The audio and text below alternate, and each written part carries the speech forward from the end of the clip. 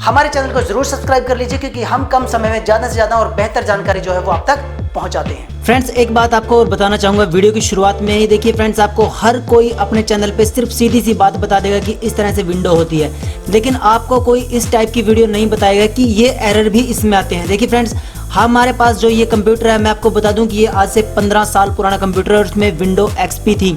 इसके अंदर हम कुछ भी कर रहे थे, लेकिन हम हर पल नाकामयाब हो रहे थे, यानी कि विंडो उठ नहीं रही थी, बूट का नहीं पता था, हमें किसी भी तरह का नहीं पता था कि किस तरीके से करनी है, यानी हर तरीके से हमारा हर एक पैंतरा फेल हो रहा था। ये इसमें फिर भी हमने विंडो 7 की है। किस तरह से की है वो आपके सामने हम स्टेप बाय स्टेप बताएंगे। अगर देखिए नॉर्मल अगर आप कंप्यूटर में विंडो कर रहे हैं तब भी आपके लिए फ़ायदा है, लेकिन अगर आपके पास कोई ऐसा कंप्यूटर है कि जिसके अंदर विंडो किसी भी तरह से इंस्टॉल नहीं हो रही है, एरर आ रहे हैं बार बार, देखिए तो मैं कहूँगा कि ये वीडियो आपके लिए बहुत ज़रूरी है। स्टेप बाय स्टेप देखिए क्या प्रोसेस है, किस तरीके से विंडो होती है। ठीक है फ्रेंड्स, तो फ्रेंड्स यहाँ से मैं अपने कंप्यूटर के कीबोर्ड से अपने बायोस या फिर बूट की दबाता हूँ। जैसे मेरे कंप्यूटर में ये डिलीट की में दे रखा है, मैं डिलीट की दबा के अपने बायोस या बूट की पर जाता हूँ और यहाँ से मैं सेलेक्ट करता हूँ। जैसे फर्स्ट बूट डिवाइस लिखा है यहाँ पे, तो यहाँ फ्लॉपी है, तो इसका मतलब ये होता है कि जो भी यहाँ पे सिलेक्ट होता है ये उसी से बूट करता है। जैसे मैं CD रोम कर देता हूँ यहाँ, तो यानी कि मेरा पहला जो है वो ये भी CD से उठाएगा। ठीक है, दूसरे पे भी मैं CD रोम कर देता हूँ, तीसरे पे भी ये CD रोम है। ठीक है, और अगर आप इसमें फ्लैश ड्राइव से पेन ड्राइव से करना चाहते हो तो आप यहाँ पे पेन ड्राइव या USB ड्राइव कर सेलेक्ट कर सकते हो। ठीक है फ्रेंड्स, इतना करने के बाद आपको क्या करना है, यहाँ पे या तो नीचे कोई आपको की दे रखी होगी सेव एंड एग्जिट या F11 पे दे रखी है, या फिर ये जो मैंने सेलेक्ट किया है सेव एंड एग्जिट पे जाके एंटर कर देना है। एंटर करने के बाद यहाँ पे यस कर देना है, यानी कि Y दबा के आपको ओके कर देना है। ओके करने के बाद देखिए फ्रेंड्स, आपके पास थोड़ी सी प्रोसेसिंग होगी इस तरह से। देखिए ये हमारी विंडो पूरी तरह से फेल हो चुकी है। दोबारा फिर से यहाँ से देखिए मैं दोबारा फिर से कोशिश करता हूँ, ये फिर से फेल हो गई है, लेकिन अभी मैं तीसरी बार में कोशिश करूँगा तो देखिए यहाँ से विंडो का मेरा बायोस जो है या बूट या जो CD रोम ड्राइव होती है वो उठ जाएगी।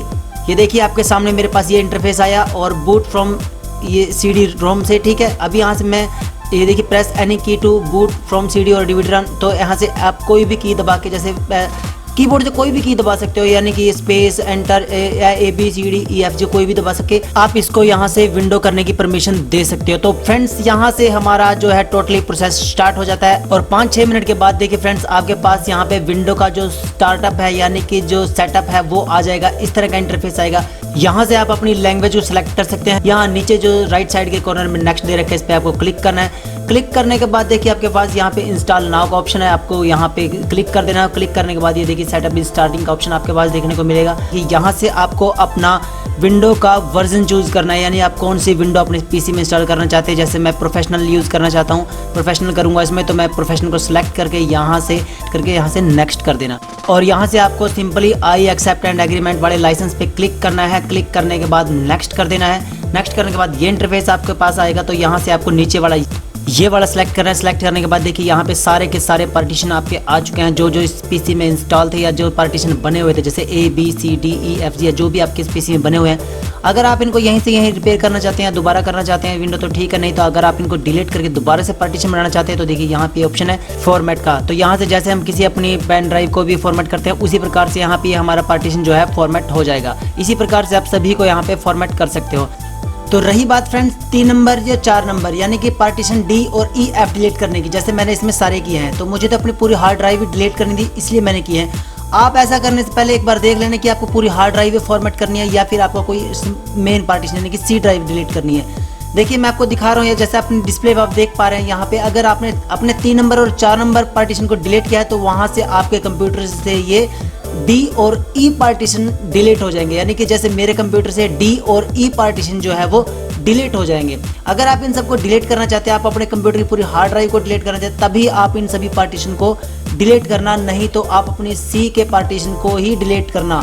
ठीक है फ्रेंड्स, और अगर आप इसके अलावा इन सभी को यहाँ पे डिलीट करके यानी कि पूरी हार्ड ड्राइव को ही डिलीट करके नए तरीके से पार्टीशन बनाना चाहते हैं तो उसका भी ऑप्शन यहाँ पे देखिए इस साथ वाले में दे रखा है। यहाँ से आपको पार्टीशन सेलेक्ट करके यहाँ पे डिलीट पे क्लिक कर देना है, वो पार्टीशन पूरी तरह से डिलीट हो जाएगा। जैसे हमने फॉर्मेट किए थे ये सभी के सभी आपको पूरी तरह से डिलीट कर देना है, यानी कि आपको नए तरीके से पार्टीशन बनाने हैं। सबसे पहले इनको डिलीट कर देते हैं, उसके बाद बताते हैं आपके पार्टीशन बनते कैसे हैं। तो देखिए फ्रेंड्स, यहाँ से मैं अपने इस सारे के सारे पार्टीशन को यहाँ से पहले पे सिलेक्ट करके सबको डिलीट कर देता हूँ और यहाँ से मेरे सभी के सभी डिलीट हो चुके हैं। यहाँ पे बचता है सिस्टम रिजर्वेशन का। तो यहाँ से क्या करते हैं, मैं रिफ्रेश कर देता हूँ। एक बार रिफ्रेश करने के बाद देखिए आपके पास थोड़ा सा प्रोसेसिंग होगी। प्रोसेसिंग होने के बाद यहाँ पे ये वाला ऑप्शन खुल जाएगा, न्यू वाला। तो यहाँ पे आपको एक यहाँ पे जो इस तरह में यहाँ पे ये दिखाई दे रहा है, आपको ये यहाँ पे स्पेस रखना है, जैसे 5 GB कर देना, 5000 कर देना, कुछ भी कर देना, तो उतना यहाँ पे स्पेस बन जाएगा। और स्पेस बनने के बाद आप यहाँ पे क्रिएट कर देना। तो देखिए यहाँ पे हमारा एक क्रिएट बन चुका है, ठीक है। अगर आपको पता लगे कि ये सही नहीं बना तो आप यहाँ से इसको डिलीट करके दोबारा फिर से आप न्यू करके नया बना सकते हो,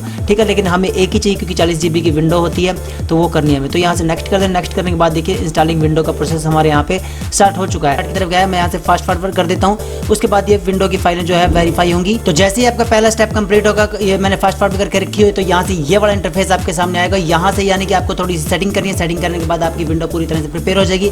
ये वाला सेटिंग क्या है, यहाँ से फ्रेंड्स आपको अपना जैसे किस नाम से आप अपना पीसी चलाना चाहते हैं, जैसे मैं गौरव नाम कर देता हूँ, गौरव नाम का पीसी है ये। तो यहाँ से आप जो भी नाम यहाँ पर टाइप करना चाहते हैं, जिस नाम से इस कंप्यूटर को बनाना चाहते हैं, वो नाम टाइप करके नेक्स्ट कर दें। नेक्स्ट करने के बाद देखिए ये वाला इंटरफेस आपके सामने आ जाएगा।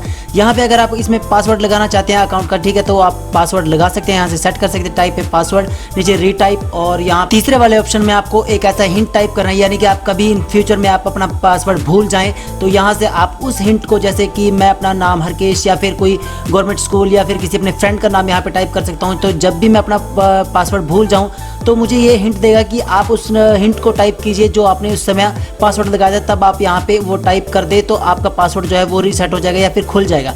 तब आप यहाँ से अपने इस पासवर्ड से या जो आपने हिंट दिया है इसके थ्रू आप अपने पीसी को खोल सकते हैं। आपका पासवर्ड दोबारा से रीसेट हो जाएगा, खुल जाएगा, ठीक है। तो फिलहाल के लिए हम यहाँ पे देखिए, अगर आप ऐसा करना चाहते हो तो यहाँ से नेक्स्ट कर देना ये टाइप करके। फिलहाल के लिए हम यहाँ पे ऐसा कुछ नहीं करते, कोई पासवर्ड नहीं लगाना चाहते तो हम यहाँ से डिलीट कर देते हैं और यहाँ से सिंपली नेक्स्ट कर देते हैं इसको, ठीक है फ्रेंड्स। फिलहाल के ये हमारे पास यहाँ पे इस वक्त है नहीं, क्योंकि ये जब विंडो का प्रोसेस पूरा होगा तभी ये हमारे पास आती है। यहाँ से सिंपली नेक्स्ट कर देते हैं। यहाँ पे अब आपको चूज करना है कि आप किस टाइप की विंडो सेलेक्ट करना चाहते हैं। तो यहाँ से देखिए 2-3 ऑप्शन दे रखे हैं। आपको क्या करना है, ये वाला यानी सबसे पहले वाला ऑप्शन पे आपको क्लिक करना है। क्लिक करने के बाद देखिए आपको यहाँ से टाइम एंड डेट सेट करना है अपने कंप्यूटर का। आप इसके 2 तरीके हैं। यहाँ से आप सिंपली इसके जैसे ये मैप आपको कैलेंडर आपको दिखाई दे रहा है, यहाँ से भी आप इसको सिलेक्ट कर सकते हो। टाइम नीचे से भर सकते हो। और इसके अलावा मैं आपको बताना चाहूँगा, जो आपके ऊपर ये पट्टी दिखाई दे रही है, आप इसमें जाकर भी यहाँ से आप जिस भी एरिया में रहते हैं, जो भी जैसे इंडिया में रहते हैं, ग्रीनविच के टाइप हिसाब से आप GMT के हिसाब से आप यहाँ पे अपना, जैसे हमारा इंडिया में रहते हैं हम, तो यहाँ पे चेन्नई, दिल्ली, कोलकाता, मुंबई ये वाले हैं, तो आप इनमें ये वाला सिलेक्ट करके आप यहाँ से भर सकते हो। नहीं तो जिस तरीके से मैं कर रहा हूँ आप उस तरीके से भी यहाँ पे सिलेक्ट कर सकते हो। देखिए फ्रेंड्स, यहाँ पे इतना होने के बाद नेक्स्ट कर देना। नेक्स्ट करने के बाद देखिए यहाँ पे ये इंटरफेस आएगा, विंडो फिनिशलाइज योर सेटिंग, ठीक है। यहाँ से इतना सेटिंग होने के बाद आपकी विंडो पूरी तरह से रिस्टार्ट हो जाएगी और यहाँ पे आपकी विंडो की सारी सेटिंग ओके हो जाएगी, यानी कि आपका पूरा का पूरा सिस्टम जो है वो बनकर तैयार हो जाएगा, ठीक है फ्रेंड्स।